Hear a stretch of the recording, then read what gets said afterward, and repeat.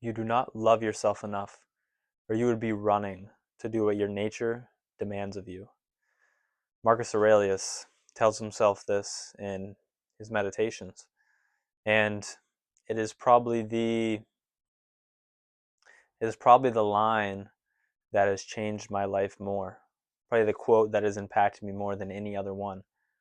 For when I started reading Marcus Aurelius, when I first started this pursuit that I've been on, it was meditations, and it was this quote. And forgive me for not knowing the exact book it is in meditations or the exact line, but I do remember it was early in it, book 3 or 4, I'd say, maybe even 2. And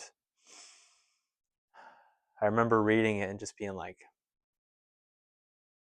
wow, you know, when you realize that you don't love yourself enough, it really hits, because you think, who am I supposed to love more than myself? And just drop your, if you think that you're supposed to love others more than yourself and this, that, and the other, just drop your moral excellence, because no one does. Everyone loves themselves more than other people. I mean, and that's just human nature. There's nothing wrong with that. It's just the way that it is. And you can sacrifice yourself for others while still loving yourself more than others. And, but yeah, beside the point, I thought, wow, how do I not love myself enough? That I'm not doing what my nature is demanding me to do. And what I think that means, and what I definitely took it as the time, is, struggling to stop those habits that I know are diminishing me, struggling to start doing things that I know will enlarge me, that will make me a better person, that will make me more happy with myself in the looking back on the past, in the present, and in the future. And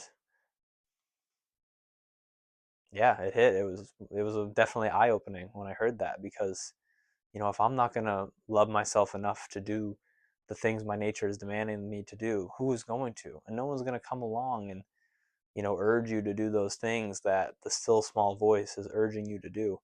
The things that only you know you should be doing, the things that only you know are destroying your soul, the things only you know are holding you back from becoming the best version of yourself. No one's coming along to push you. And I just remember reading that line and thinking, when you truly admit to yourself that you don't love yourself enough, it hurts.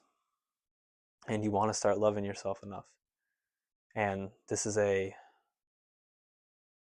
was going to say, this isn't like a mushy gushy treat yourself good video, but it kind of is. Because we are the ones who are inhibiting our happiness. We are the ones who are causing ourselves so much pain.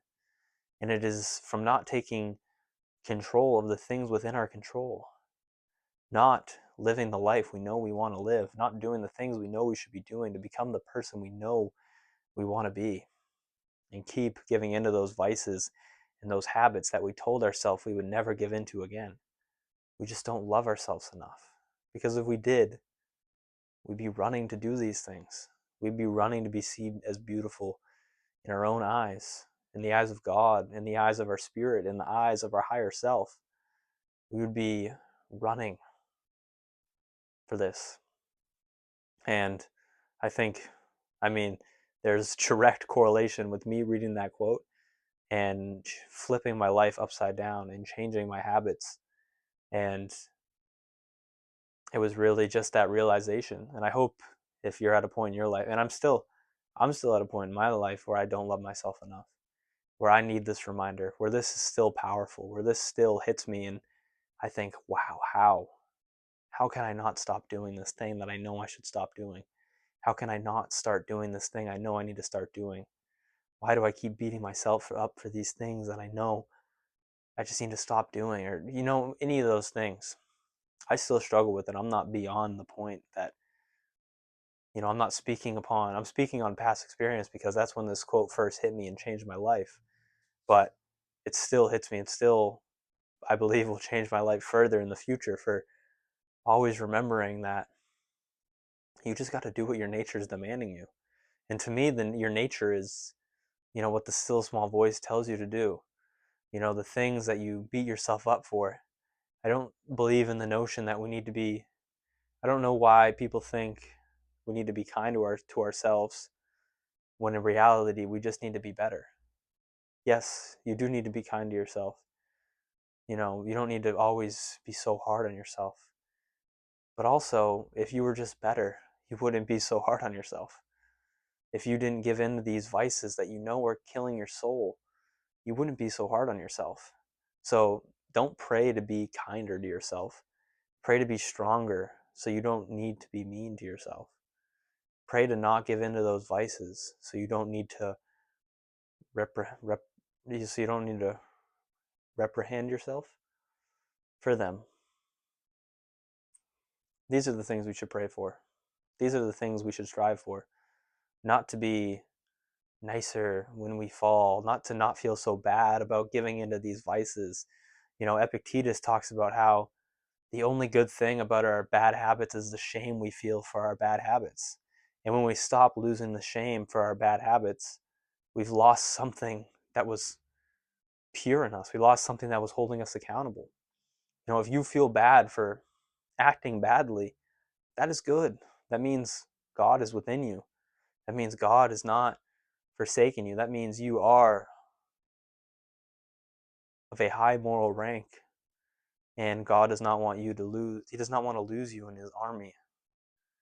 And he is doing his best to make you feel shame for your shameful actions, because you should not be doing them. You're giving up eternal life for this earthly life. You're giving up virtue for vice. You're giving up greatness for mediocrity. Why would you do that? And I say that as one who does this. And I say this more to myself than to you. And I think it's changed my life many times remembering this quote from Marcus Aurelius and remembering the impact it had on me. And I believe it will continue to do so. And I believe that if you accept this message with open arms, you will at least become 1% better today. You will at least do that thing you know you should, or you will at least stop doing that thing you know you need to stop doing.